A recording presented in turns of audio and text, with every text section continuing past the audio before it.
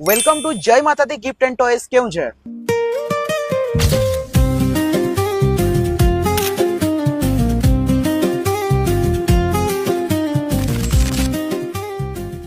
हाँ फ्रेंड्स, मु आपनको कहूची आम केउंझर जय माता दी गिफ्ट एंड टॉयज विषय रे।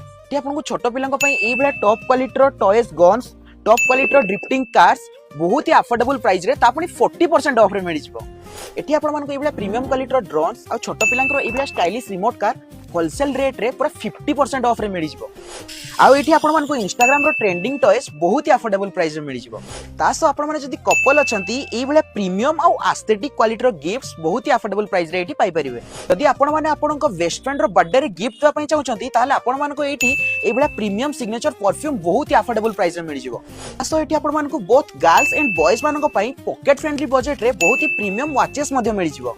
तासो एठी आपण मानको छोटो पिलांको पई आ गर्ल्स मानको पई एई बेला प्रीमियम क्वालिटी रो टेडीज मध्ये मिल जिवो।